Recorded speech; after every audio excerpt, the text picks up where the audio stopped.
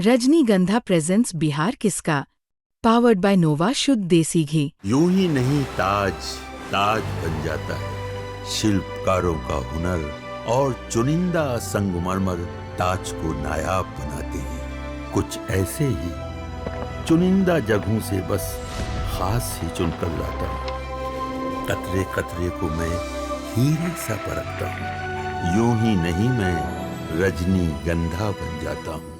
आज का दिन बेहद खास होता है वोटरों के लिए। देखिए, ये लोकतंत्र का महापर्व है और लोकतंत्र को मजबूत करना, लोकतंत्र को स्थापित करना, लोकतंत्र की जड़ों को और मजबूत करना, ये उसके लिए का महापर्व है और हम सबको मतदान करना चाहिए। पहले मतदान तब जलपान, ये पालन करना चाहिए और इसलिए बिना सुबह उठ के सबसे पहले हमने मतदान करने का काम किया। इस बार आप लोग को दावा करेंगे कि एक बार फिर से काफी मजबूती के साथ आप लोग वापस आएंगे? कहीं कोई दिक्कत नहीं है, पूरी मजबूती के साथ फिर से बिहार में नीतीश कुमार के नेतृत्व में एनडीए की सरकार बनी। तो मोकामा में जिस तरह से प्रोसेसर बनाया जा रहा है, क्या कहेंगे? अब तो मतदान हो रहा है ना, तो अब तो 14 को आपको पता चल जाएगा परसेप्शन सही है कि सच्चाई सही है। सच्चाई जो है वो 14 को पता लग जाएगा आपको। परसेप्शन तो लोग बनाते रहते हैं, अरे भाई अब तो खत्म हो गया प्रचार, अब काहे का परसेप्शन बना रहे हो, अब सच्चाई स्वीकार कर लो। देखिए, बिहार के मुद्दे तो बहुत साफ है।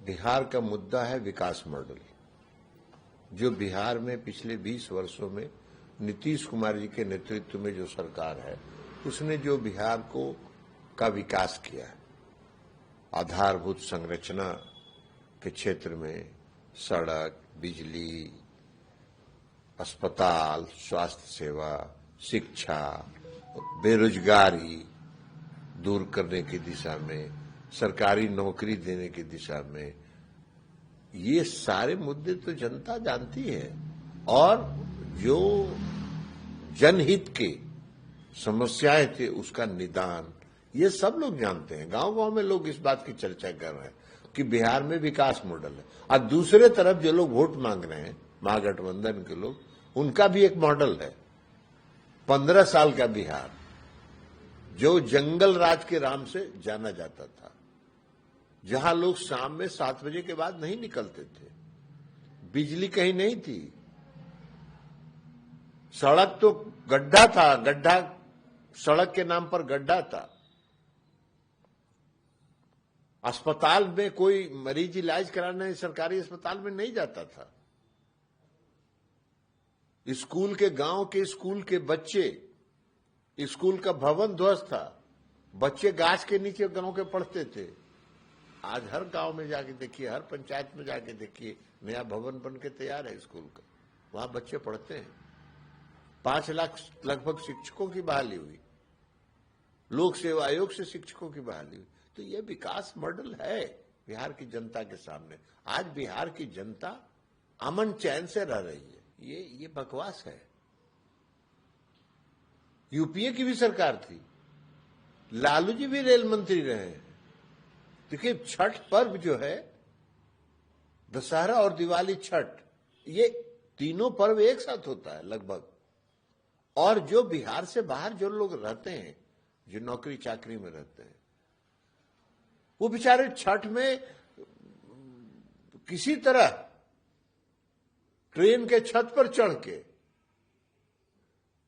लटक के ट्रेन में आते थे।